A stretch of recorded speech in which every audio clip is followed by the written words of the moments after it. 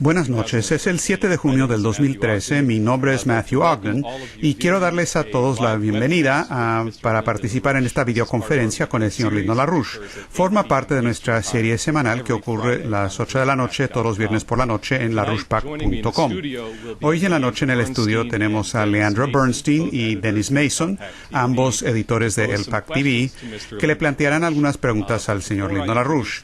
Pero antes de presentarlos a ellos, le quisiera pedir al señor LaRouche que tome la palabra. Así es que en más les presento al señor LaRouche. Ahora bien, tengo un informe que se me ha dado por parte de gente conocida respecto a lo que está haciendo el gobierno de Obama. Y el informe indica 3 temas que el gobierno ha estado llevando adelante en cuanto al espionaje en contra de todo tipo de personas, y que esto en realidad está amenazando a llevar a cabo la expulsión de Obama del gobierno por parte de gente que se opone a su reelección. Ahora, el segundo tema que tenemos, que esto viene después de nuevos ataques por parte de Obama a todo tipo de personas.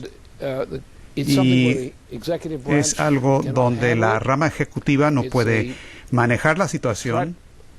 Es una amenaza de un verdadero golpe de Estado que no solamente existe, sino que existe en acción ya. El presidente de Estados Unidos está tratando de ejecutar un golpe de Estado, es decir, tomar control, una toma del poder para volverse un dictador absoluto.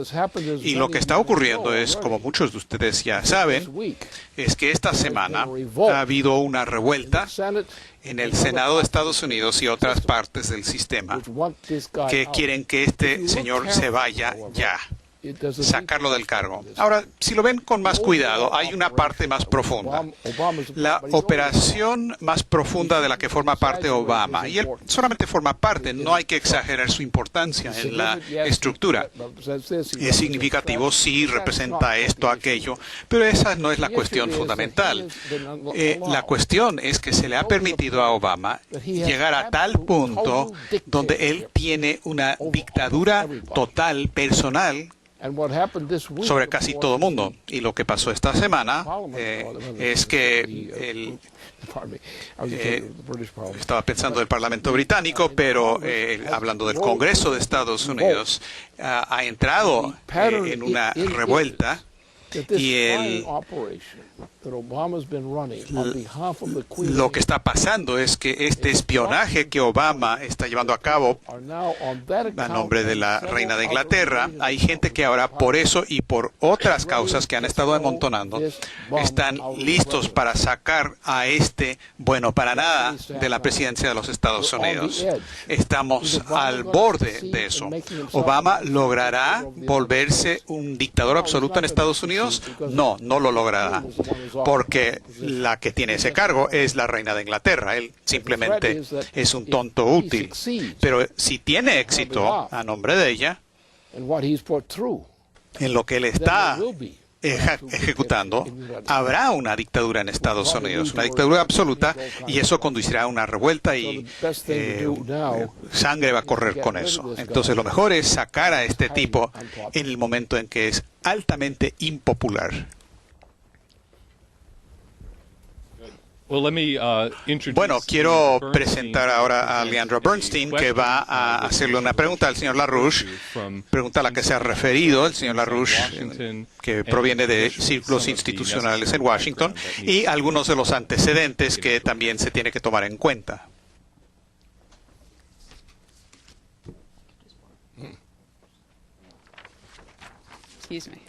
Perdón. Gracias, Matt. Ahora, como una manera de antecedente, creo que la mayoría de la gente conoce los reportajes del Washington Post y del Guardian de Londres sobre el hecho de que la Agencia de Seguridad Nacional de Estados Unidos ha estado recolectando, juntando la información de las llamadas telefónicas de millones de personas de la compañía Verizon. Esto ha salido el miércoles y se le ha dado seguimiento día por día, hora por hora, con nuevas revelaciones. Y el informe inicial indicó que la Agencia de Seguridad Nacional está juntando en este momento los informes o los récords de millones de personas en Estados Unidos, gente que tiene como servicio la compañía Verizon, y una copia de la orden que se giró para llevar a cabo este tipo de operación enorme.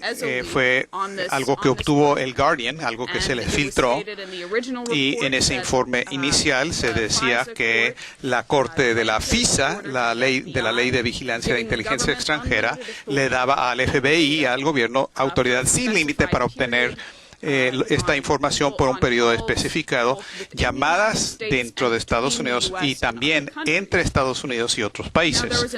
Ahora hubo una respuesta inmediata por parte del jefe de la Agencia Nacional de Inteligencia, James Clapper, y él dijo que estos dos artículos con esta información filtrada, la información filtrada tenía varios puntos que no eran correctos. A saber que no estábamos haciendo espionaje respecto a llamadas en Estados Unidos y llamadas más nacionales. Eso no es lo que está en la ley, era simplemente llamadas extranjeras. Entonces, solamente si estaba haciendo una llamada al exterior, y dijo en su boletín de prensa, Clapper dijo que la revelación sin autorización de la información sobre este programa totalmente legal e importante es algo que hay que criticar porque amenaza la seguridad de los Estados Unidos y los estadounidenses. Hoy, el periodista Glenn Greenwald, que escribe en el periódico Guardian y que fue el autor inicial de este reportaje, dijo que respecto al gobierno de Estados Unidos, el gobierno tiene servidores públicos y como servidores públicos debemos saber todo respecto a lo que ellos hacen. Por eso se les llama gente que sirve al público, funcionarios públicos. Ellos no deben saber nada respecto a lo que nosotros, los ciudadanos, hacemos. Eso es lo que nos hace ciudadanos privados. Creo que eso es un punto importante, interesante. Y creo que ahora hay una operación realmente enorme. Cada una de estas compañías, no solamente Verizon, esto no es el programa de Verizon, sino otro que se filtró posteriormente, fue un programa de extracción de datos que incluía a 9 de los servidores de Internet más grandes que ellos estos compañías de Internet esencialmente han entregado a la Agencia de Seguridad Nacional de Estados Unidos con información actual y previa respecto de lo que se sabe todos los usuarios de sus servicios. Ahora, cuando esto surgió en la discusión en el Congreso de Estados Unidos, en una audiencia de rutina del Senado sobre cuestiones financieras, que incluía una discusión con Eric Holder, el secretario de Justicia, el Departamento de Justicia, y lo presionaron mucho, y el senador Kirk le preguntó a Eric Holder, quiero hablar un poco del escándalo de Verizon. Le quiero preguntar, ¿puede usted asegurarnos que ningún teléfono dentro del Capitolio en el Congreso fue monitoreado de gente del Congreso, cosa que le daría a un gobierno futuro de Estados Unidos, si empiezan a juntar esta información, les daría un poder especial específico por sobre la legislatura? Y respecto a esto, Eric Holder empezó a mover su boca y dijo, bueno, me dará mucho gusto responder a esta pregunta, pero tiene que ser en una sesión cerrada. al público. Y Kirk dijo, señor, creo que la respuesta correcta sería no. Nos mantuvimos dentro de lo aceptado y le aseguró que no hicimos espionaje a miembros del Congreso. Cierra comillas. Claro, esa no es la respuesta que Eric Holder le dio. Entonces, en la cobertura posterior de otro artículo escrito por Glenn Greenwald, tiene la identificación de lo que él llamó un nuevo autoritarismo nacional, interno en Estados Unidos. Y como ustedes saben, el 6 de junio fue el aniversario 69 años desde el día D de la Segunda Guerra Mundial, y Greenwald dice que pocos estadounidenses piensan que viven en un estado policíaco. Es más, muchos se sentirían ofendidos por esa sugerencia, pero el hecho es que la policía tiene la autoridad para monitorear las comunicaciones de todos los ciudadanos en secreto. Es una marca clásica de un estado que teme la libertad, además de decirse campeón de la libertad. Irónicamente, las revelaciones del Guardian salieron 69 años exactamente desde que los soldados de Estados Unidos y del Reino Unido invadieron a Europa en la Segunda Guerra Mundial. Los jóvenes soldados que invadieron por Normandía pensaban que estaban liberando al mundo de la tiranía. No pensaban que estaban haciendo el mundo seguro para que sus propios dirigentes asumieran poderes tan totales respecto a sus hijos y nietos. Con eso de antecedente, quiero plantearle la pregunta que nos llegó de una fuente institucional en Washington. La fuente pregunta: señor LaRouche, la revelación más reciente respecto al gobierno de Obama, que estaba juntando datos personales respecto a centenares de millones de estadounidenses sin ningún debido proceso, llega en un momento muy dañino para él. Los escándalos que precedieron estos acontecimientos más recientes habían revelado que el gobierno había estado espionando a los periodistas y que la IRS, la Agencia de Impuestos Internos, ha estado atacando, poniendo en la mira a los oponentes del presidente Obama.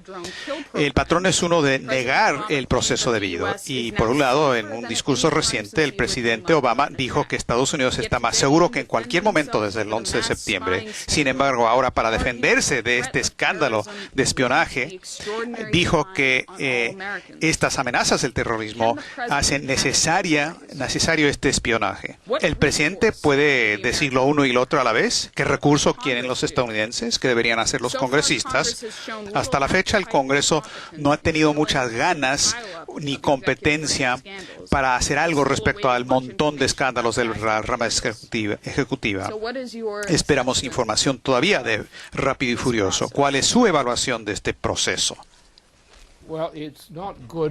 Bueno, no es algo bueno para Obama. Obama ha ido demasiado lejos y la acumulación de las cosas que él ha estado haciendo como crímenes intencionales en contra de nuestros ciudadanos y nuestro sistema. Él dice: yo puedo dirigir todo, gobernar en todo. Confíen en mí, no interfieran, no voy a decirles lo que estoy haciendo. Esto ya está ocurriendo, esto está en las calles y está en las calles de todo el mundo ahora. Obama está al borde de que se le expulse del cargo.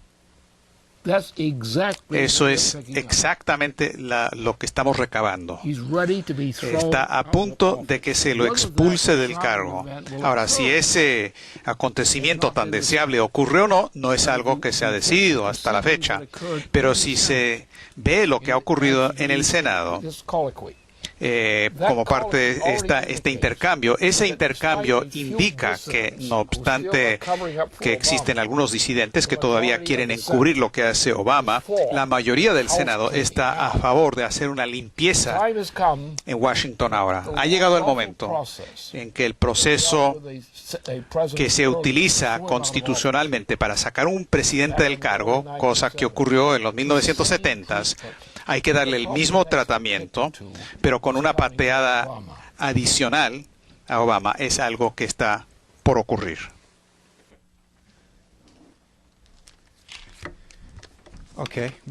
Muy bien.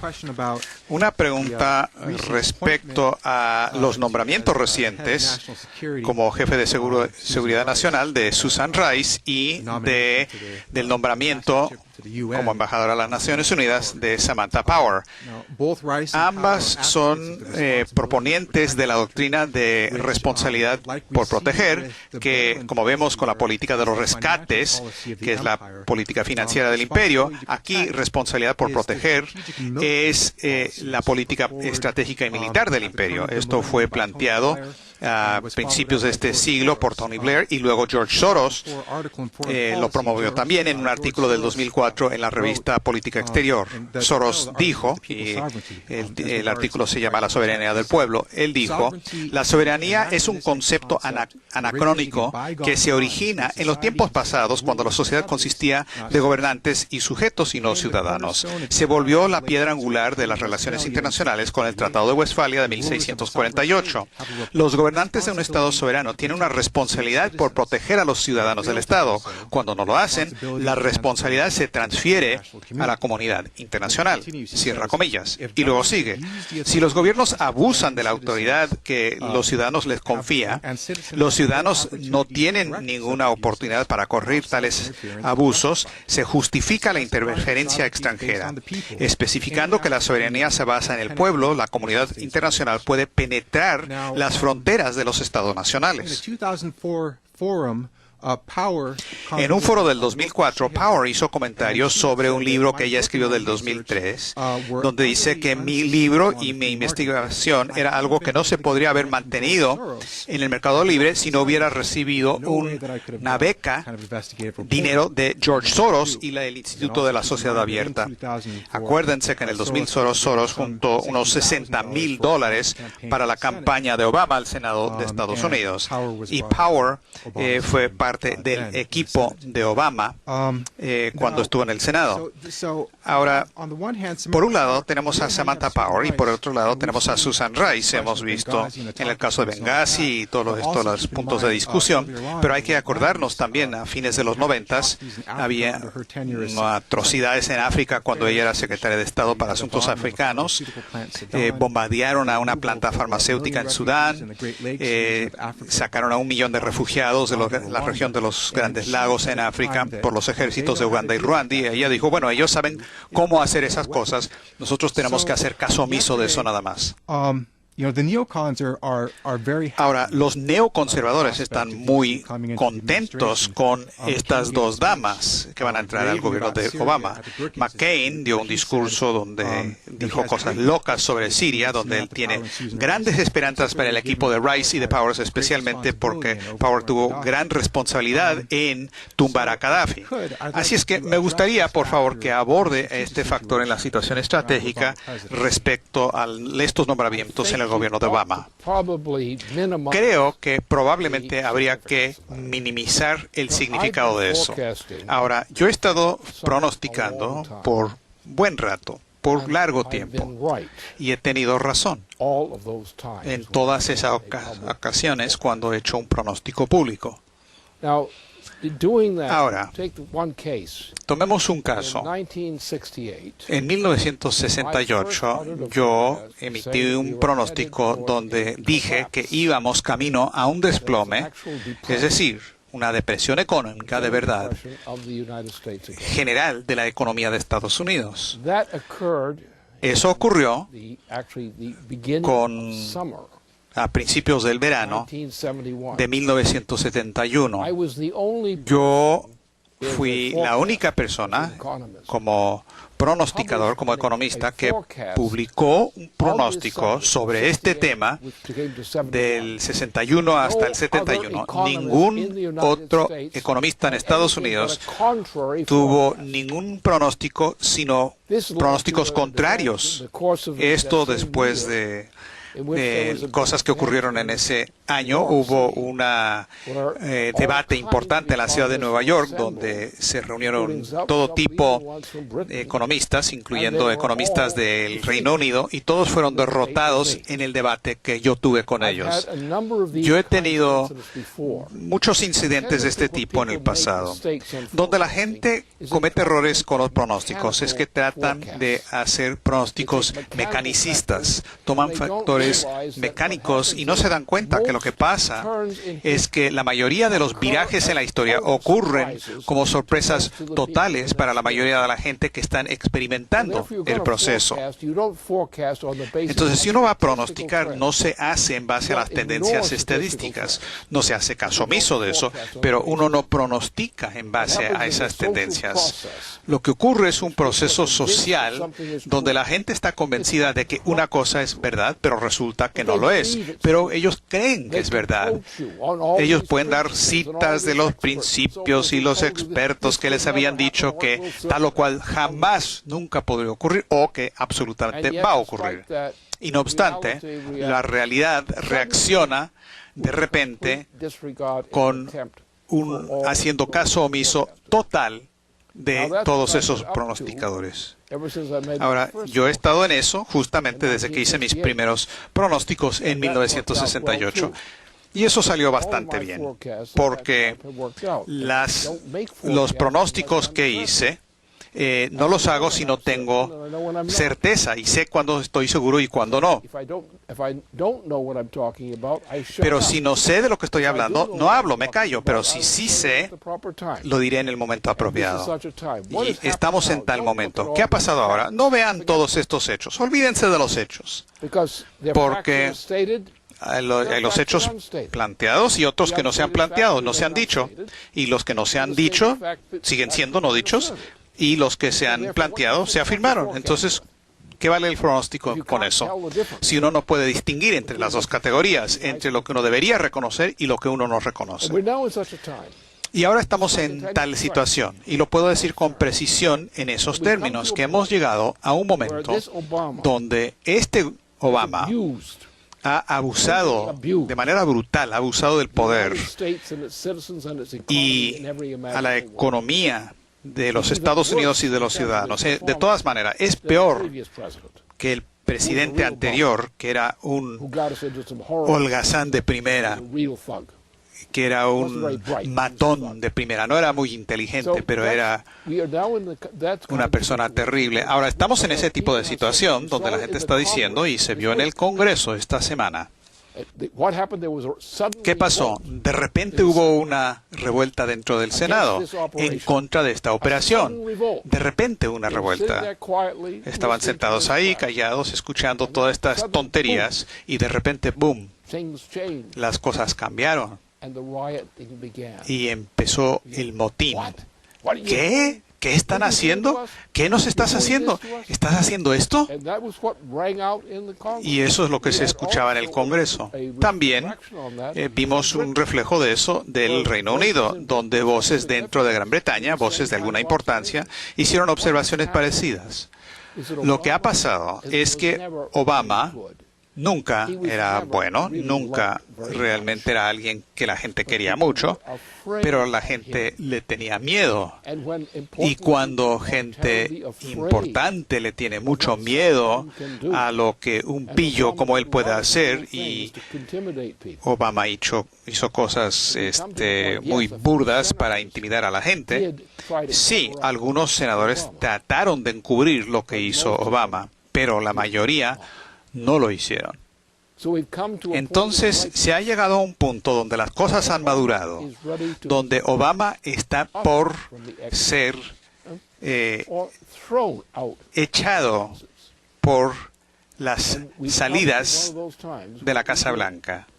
Y hemos llegado a tal punto donde Obama o logra imponer una dictadura por encima y sobre las instituciones y el pueblo de Estados Unidos, o a él se le va a expulsar del cargo.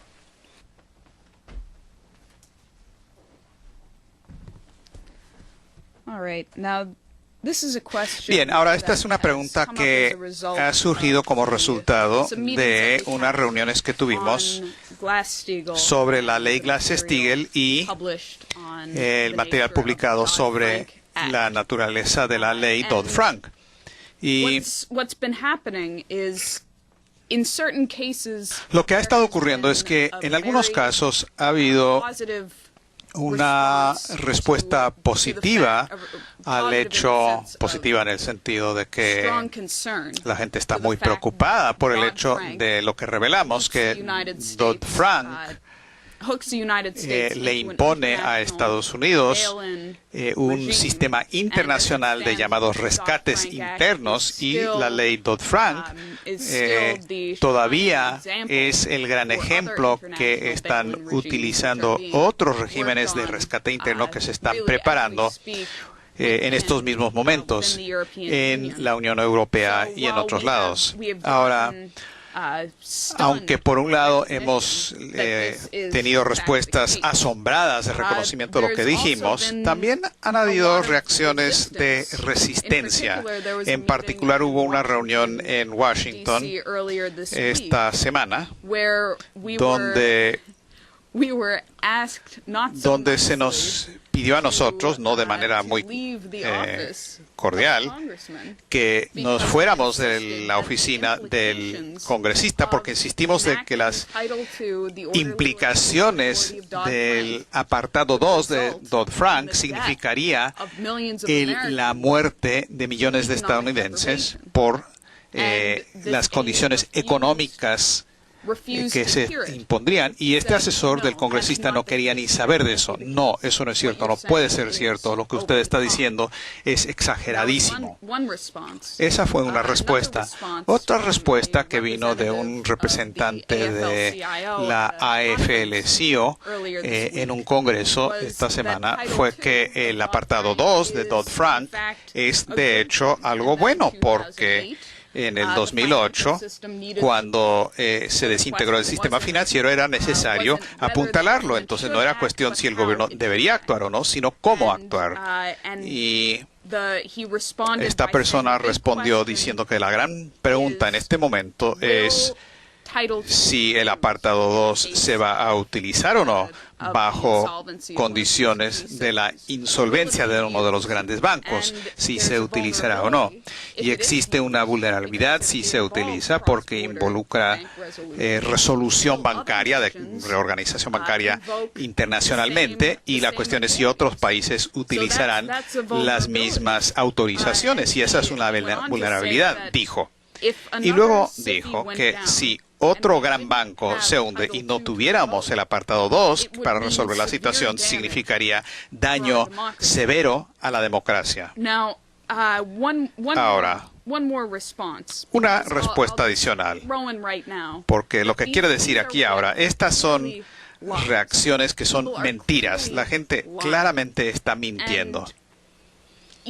Y hay una situación donde la gente a uno le tiran mentiras como organizador para que uno se calle. Le mienten para que usted deje de... Déjame. Yo te voy a decir mentiras, pero no me molestes más. Entonces, eso está ocurriendo. Ahora, esta otra respuesta vino de un representante que le dijo a uno de nuestros organizadores, uno de los activistas en un estado al oeste del país, le dijo sobre el tema de Glass-Steagall que la razón más popular para justificar el regreso de Glass-Steagall y la separación de la banca que impone es para garantizar que no se pierdan los depósitos, pero hay otros, mientras Gramm-Leach-Blackley permite que los bancos que toman depósitos de los cuentavientes y que se afilien con bancos de inversión, los contribuyentes están protegidos porque esos otros bancos de inversión no pueden sacar capital del propio banco. Ahora, porque estas son respuestas que están saliendo en situaciones organizativas, me gustaría que usted, por favor, tome esta oportunidad para ponerse usted en los zapatos de nuestro activista y qué respondemos a este tipo de líneas que nos dan. Bueno, primero que nada, si alguien sabe algo sobre cualquier cosa sobre la economía, que no está totalmente confundido por toda la basura que le echan, debe reconocer que en esencia lo que ha ocurrido, si uno está viendo las características, si uno ve el valor de la economía, si uno toma en cuenta la inflación y demás, lo que uno está viendo es que durante todo este periodo, desde 1971, Estados Unidos ha ido claramente en cuesta abajo, con subes y bajas en este descenso. Pero el nivel de vida del estadounidense promedio es peor cada año que desde 1971. No empezó ahí. Todo esto era un fraude. Pero el proceso, al principio, ocurrió después de la muerte del asesinato de John F. Kennedy. Eso creó la autorización para ir a una guerra en Indochina. Y esto destruyó la moralidad y gran parte de la economía de Estados Unidos. Es decir, que se estaba invirtiendo alguna cosita aquí en ciertas categorías, pero el ingreso básico de la producción de la riqueza real se estaba socavando. Y lo vimos eso con el descenso del programa espacial. Todo iba en baja a partir del 68. Todo ha venido en baja. Y la guerra en Indochina extendió este proceso. Es decir, el derrumbe. Ahora teníamos un nuevo presidente, y hemos tenido presidentes tontos, aparte de lo que hemos hecho. Uno de ellos lo echamos del cargo, pero otros que debimos haber echado de su cargo siguieron ahí. Y lo que tuvimos un nuevo presidente, pero este presidente verdaderamente estaba contra la pared. Lo flanquearon. Yo estaba colaborando con él, pero lo flanquearon. Y él hizo una declaración y insistió en esa declaración hasta el final de su carrera, si no al final de su vida, en la iniciativa de defensa estratégica. Esa fue nuestra política, pero estábamos perdiendo ingresos. Lo que estaba creciendo era cierto ingreso. Wall Street, el ingreso ese de Wall Street, tenía una inflación en ingresos tipo Wall Street, que eran fraudes totales, timos totales, toda clase de cosas que eran timos, cosas estúpidas, terribles. Así que de hecho hemos estado yendo cuesta abajo. Cualquiera que ha vivido durante el transcurso de 3 y tantas generaciones sabe de su propia experiencia que ese es lo que tenemos de historial. De que Wall Street está apostando son tahúres. Tienen muchas alternativas de tahúres. Pero cuando hablamos de producción, cuando estamos hablando de la producción de alimentos, la producción es de bienes, de cosas reales, tangibles. Hablamos del servicio de salud. Las cosas reales, las cosas físicas han ido en descenso. Lo que ha controlado todo ha sido Wall Street y sus contrapartes en Europa. Así que nos encontramos en un proceso de desintegración. Por tanto, estos tipos, Wall Street, se adueña de toda la economía, que es lo que dicen ellos, por eso se oponen a Glass-Steagall. Y lo que están haciendo es nada más que la hiperinflación. El nivel de inflación viene simplemente el precio de cualquier cosa. Vea los salarios de la gente, compárelo con los costos de cualquier cosa que compran. Y vea las condiciones del ingreso. Mire la vivienda, mire los suministros alimenticios, mire la comida. El abasto de comida se está destruyendo. ¿Quién lo está destruyendo? Obama. Obama es uno de los cabecillas de destruir el suministro alimenticio de Estados Unidos. Lo que es el ganado, los granos, todo eso se está destruyendo. ¿Y se está convirtiendo en qué? En gasolina, en queroseno. en vez de alimentos. La gente se está muriendo de hambre. La falta de comida va a empeorar. Y usted va a decir, estos tipos que han logrado imponer estos fraudes sobre todos estos años, que ellos de repente van a encontrar en su corazón y darle a todos ustedes regalitos de Navidad. Estos son los peores timadores del mundo y los más exitosos también hasta el momento. Así que ha llegado el momento de que cualquier persona que apoya este tipo de medidas de Wall Street, que debe ser linchada. Pudiera ser linchada, porque el odio contra este tipo de personas existe, se está acumulando, se ve en Europa, se está acumulando. Lo único que previene explosiones de ese tipo es que la gente tiene mucho miedo de luchar.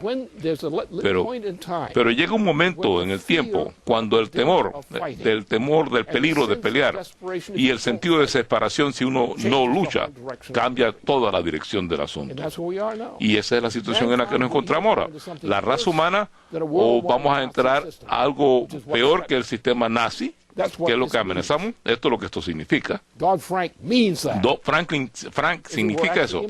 Si se lleva a la práctica de cualquier forma, sería el principio del genocidio en los Estados Unidos, dentro de los propios Estados Unidos. Pero ¿quiénes están detrás de esto? Los apostadores, los taúres de Wall Street.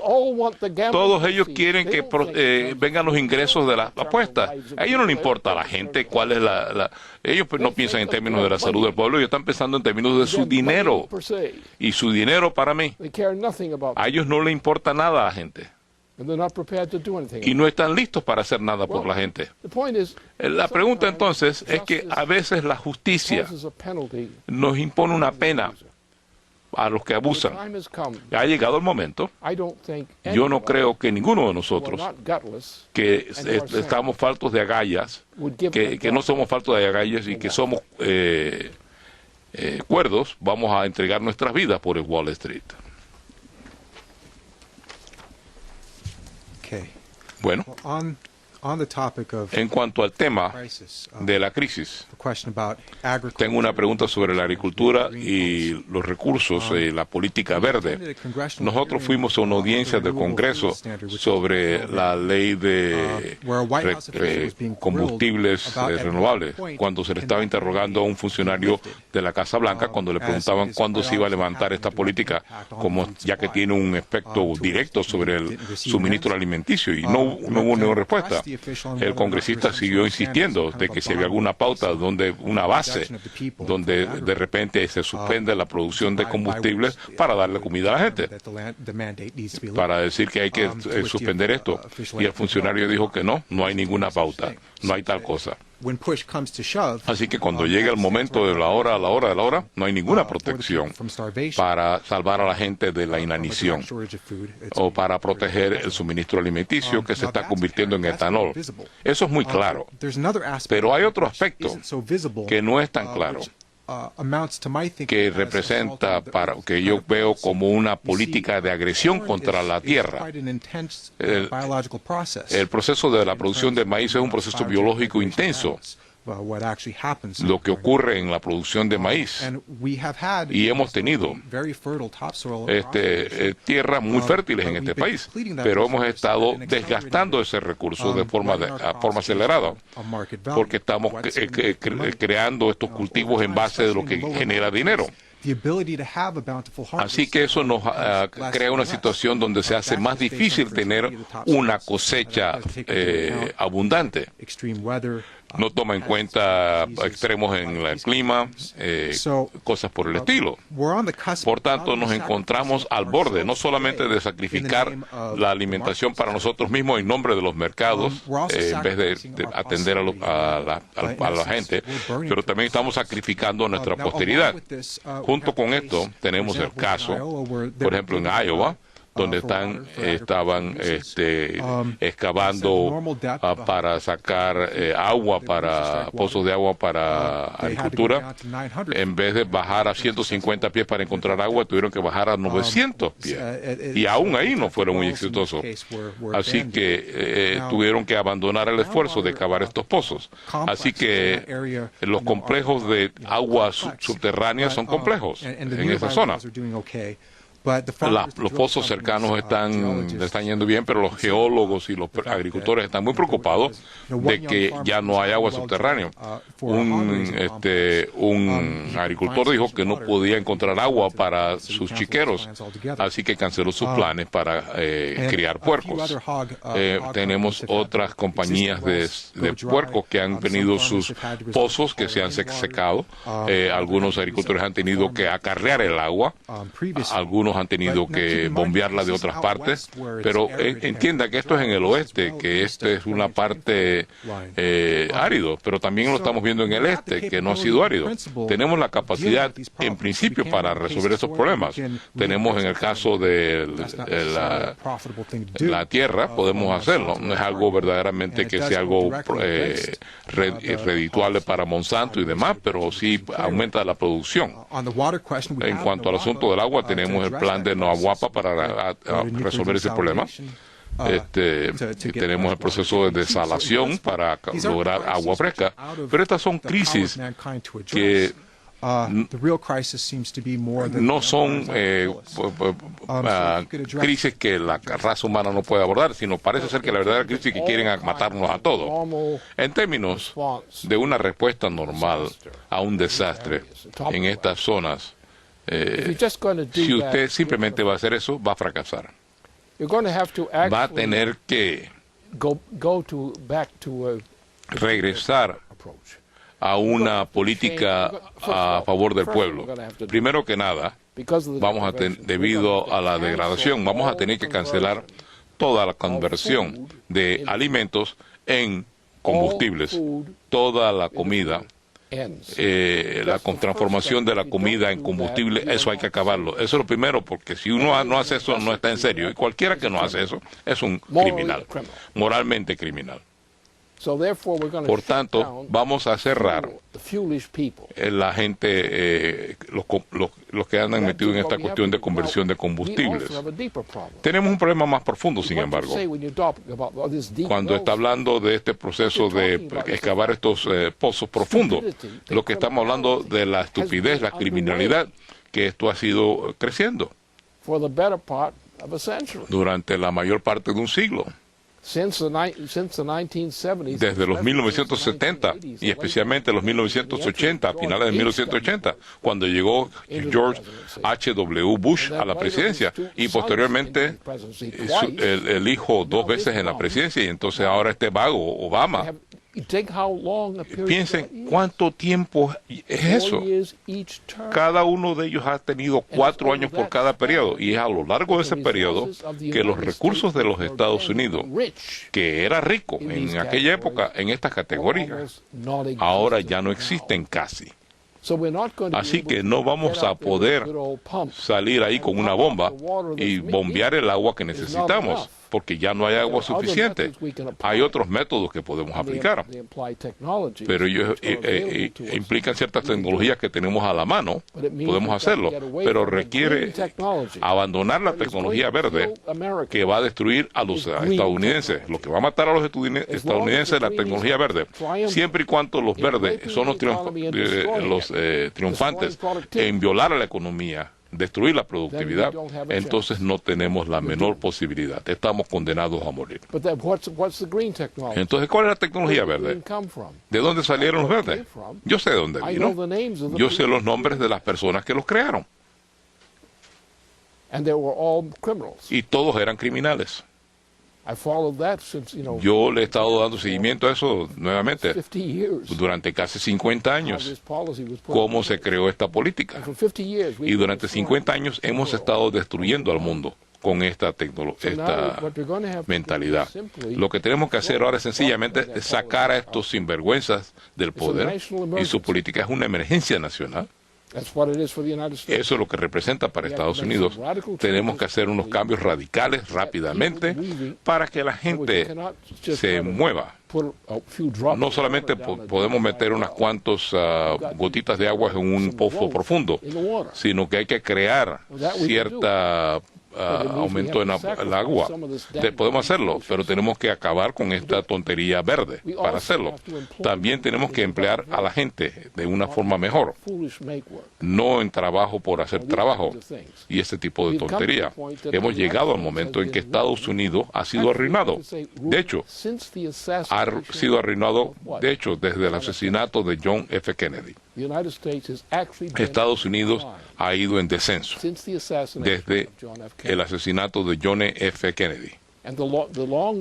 Y la guerra prolongada en la cual nos metimos, que era totalmente innecesaria, contraria a todo principio.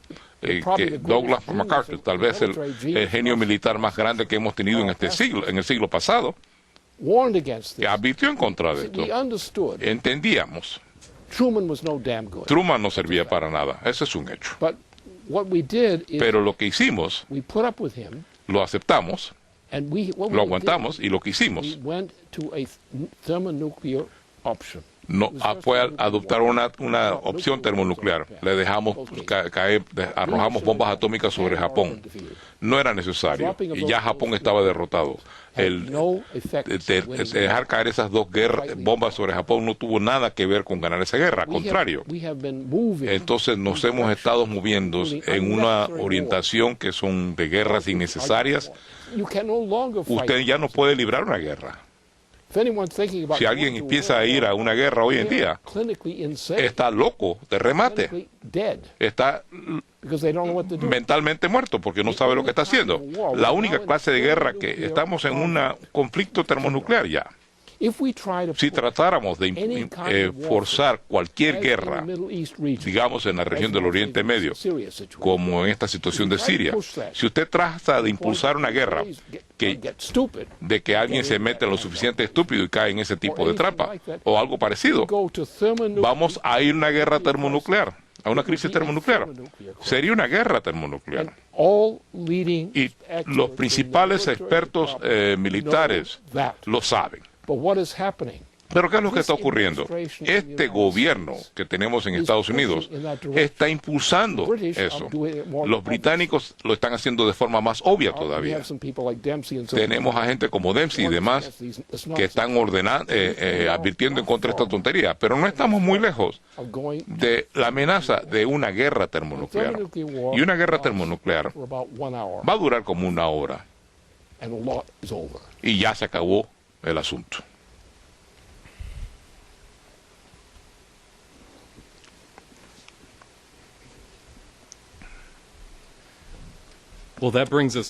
Bueno, esto nos lleva a la conclusión de las preguntas que tenemos para esta noche. Creo que el señor LaRouche tiene un historial de pronóstico, como usted ha dicho, ha sido muy claro durante los últimos 50 años. Así que lo que él dijo esta noche, creo que hay que tomarlo muy en serio. Y hay que tomarlo, todos los que escucharon deben tomarlo muy en serio, así todos los que escucharon.